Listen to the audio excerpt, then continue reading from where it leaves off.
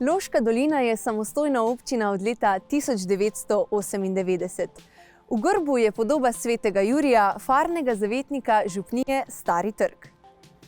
Običajno je prikazan kot golobrat mladenič v oklepu in s čelado na glavi. Sveti Jurij v grbu čuva mesto pred turškimi napadi. V samem jedru Starega trga stoji cerkev svetega Jurija. Je sedež pražupnije, ki je bila ustanovljena v drugi polovici 12. stoletja. Cerkev je bila velikokrat prizidana, leta 1643 pa je dobila nov presbiterij. Na podstrešju pa se skriva prav posebna in zanimiva freska.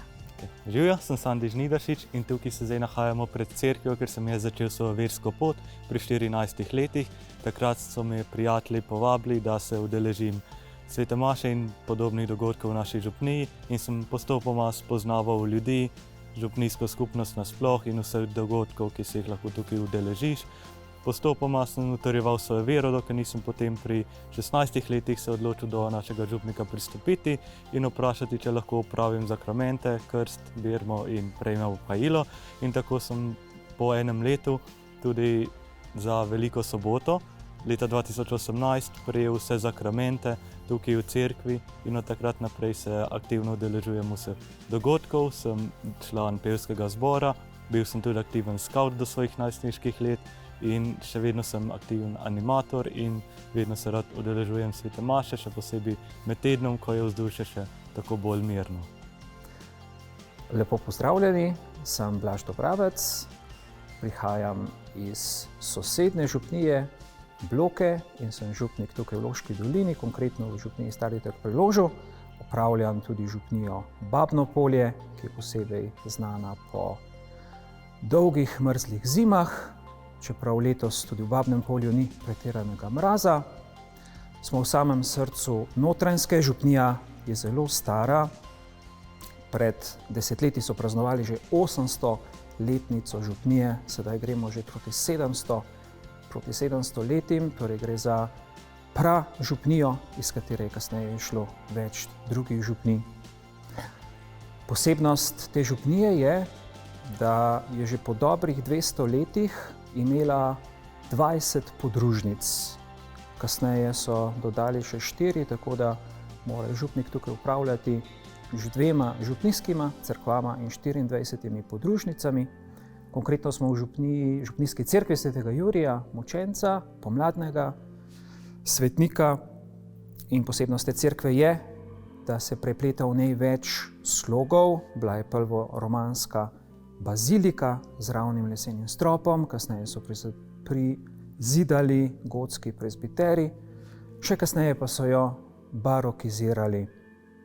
Več o tem pa si bomo pogledali in spregovorili kasneje. Apostola Filip in Jakob sta imela v bogoslužju župnijske cerkve posebno mesto. Na njun god 1. maja je bila v župnijski cerkvi vedno maša. Ali se tega držite še danes? Ne praznujemo posebej apostola Filipa in Jakoba, čeprav imamo cerkev apostola Jakoba starejšega v sosednji vasi od tukaj. Praznujemo v glavnem v župnijski cerkvi svetega Jurija, našega patrona. To pa tako, da prav na svetega Jurija 23. aprila oziroma na nedeljo blizu temu, že v soboto začnemo s čaščenjem Najsvetejšega, takrat se cela župnija pravzaprav molitveno pripravi na praznovanje. Res, da je to, ker smo na podeželju, malce neugoden čas, ljudje imajo že delo po vrtovih, po njivah, gozdovih, travnikih in z obiskom nismo preveč zadovoljni, zato pa potem naslednji dan, na farni dan svetega Jurija, je res slovesna maša, po kateri smo z lanskim letom začeli tudi malo bolj tako dinamično praznovanje, lahko tako rečem, pripravimo malo programa, malo se predstavijo skupine in imamo tako imenovani farni dan. Letos bo posebej slovesno. Tako.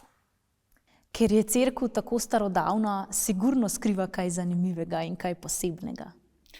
Poleg tega, da ima različne sloge, arhitekturne, je en poseben detajl v tej cerkvi, ki je pa skrit, se moraš do njega dokopati čez podstrešje in res tam najdete starodavne freske iz začetka 16. stoletja, ki predstavljajo pogreb Marije, Matere Božje. To v cerkvi praznujemo kot Marijino vnebovzetje 15. avgusta. Apostoli nosijo krsto z Marijo, poleg teh fresk ohranjenih na severni strani je še Jezusov vhod na cvetno nedeljo v Jeruzalem, njegovo trpljenje je prikazano in pa še prej zadnja večerja. No, pri tem detajlu slike Marijinega pogreba je tudi en del iz apokrifov upodobljen, ko naj bi en judovski duhovnik želel prevrniti krsto, ki so jo nosili apostoli z Marijo, mu je angel Mihajl odsekal obe roki, potem pa je skesano prosil k Materi Božji in roke so se zacelile. To nam predstavlja eno pomemben detajl vere v Marijo tistega časa, namreč verovali so, da je Marija Božja mati bila tudi za čas smrti, takoj poveličana pri Bogu, tudi za čas pogreba je se odzivala na naše prošnje, klice. In to imamo tukaj zgodovinsko izpričano. Znanstveniki oziroma raziskovalci pravijo, da gre za edinstveno upodobitev v Sloveniji. Zanima me še, zakaj ste se odločili za duhovniški poklic in kaj je vplivalo na vašo odločitev? Sam kot otrok sem se tudi igral kdaj za duhovnika, prihajam iz verne družine, vernega okolja.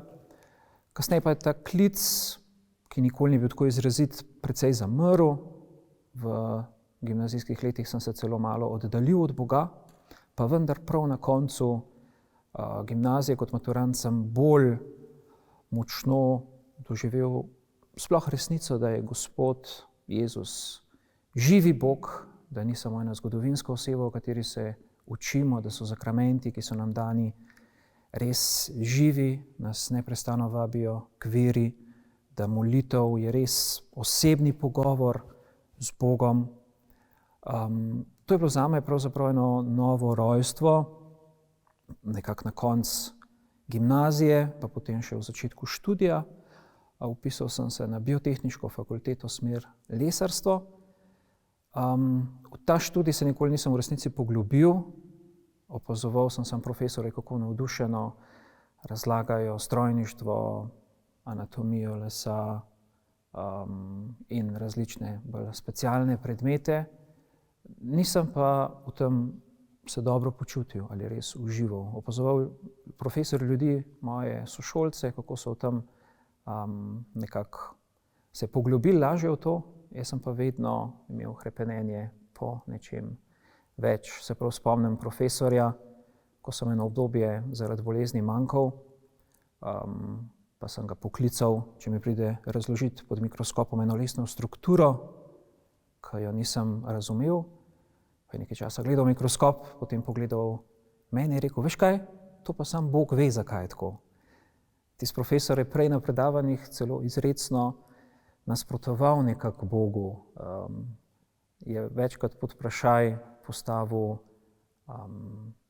tako legitimnost, legalnost cerkve, pa vendar je bil nekako odprt za Boga in več takih klicev, indicov je bilo preko profesorjev, preko sošolcev, pa tudi drugih vernih prijateljev, ko se mi je vedno bolj kristaliziralo, da me Gospod želi zase na poseben način, posebni službi, prav, da mu služim v cerkvi.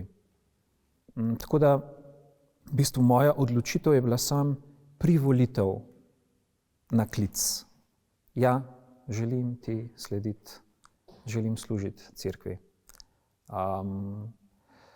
Potem nisem takoj vstopil v semenišče, sem imel še nekaj razločevalnih let, potem pa jaz sem stopil v ljubljansko semenišče, naredil študij, teologijo, bogoslovje, 6 let in postal duhovnik.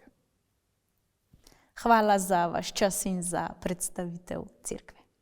Malenkost. Dobrodošli v Loški dolini.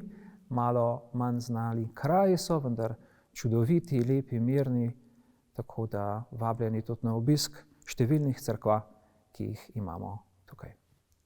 Hvala. Prosim.